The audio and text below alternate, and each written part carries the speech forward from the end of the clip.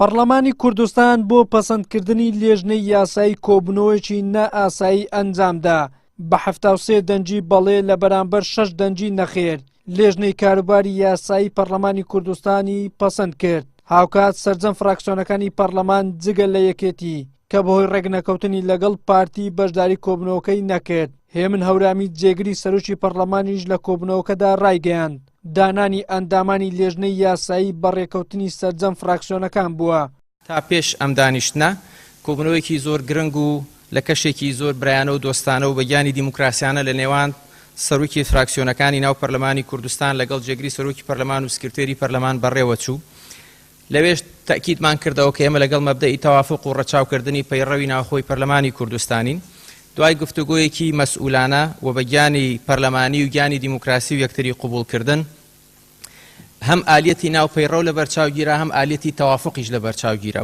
بەپێی ڕێکەوتنی فراکسیۆنەکان فراکسیۆنی هاوپەیمانی پارتی و سۆسیالیست 4 ئەندام و فراکسیۆنی یەکێتی 2 ئەندام و فراکسیۆنەکانی کۆمەڵ و گۆڕان و نەوەی نوێ و مەسیحی و تورکمان 1 ئەندامیان لە لیژنەی یاسایی دەبێت. پەرلەمانتارێکی فراکسیۆنی کۆمەڵیش دەڵێت لیژنەی یاسایی گرنگترین لیژنەی پەرلەمانی کوردستانە.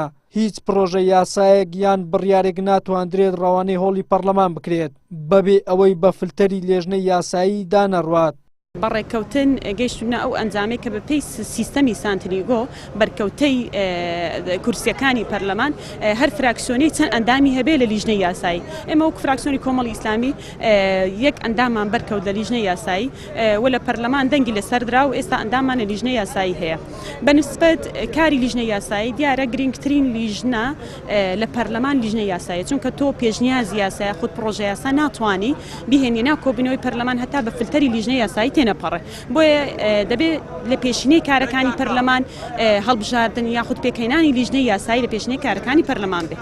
سەرۆکی فراکسیۆنی پارتیش لە پەرلەمانی کوردستان ڕایدەگەێنێت پێکهێنانی لیژنەی یاسایی بەپێی بەرکەوتی هەڵبژاردن بووە. سزای یاسایی هیچ لایەنێک نەدراوە. کۆبوونەوەی ئەمڕۆ بەڕێوە چووە لە هەموو ڕوێکەوە یاسایی بووە، پەیڕەوی بووە و هیچ هەوڵێکیش نەبووە بۆ تەهمیشکردنی هیچ لایەنێک بە هیچ جۆرێک ئەوە ئامادەکاری نییە بۆ یاسای سەرۆکایەتی هەرێمی کوردستان، یاسای سەرۆکایەتی هەرێمی کوردستان و بەرکارخستنەوەی ئەو موەسسە گرنگەی ئەو وڵاتە لە نێو گفتوگۆکانی لایەنە سیاسیەکاندایە هەمومان کۆچین. سەرۆکایەتی هەرێمی کوردستان وەکو دامەزراوەیەکی گرنگی وڵاتی ئێمە کارا دەبێتەوە.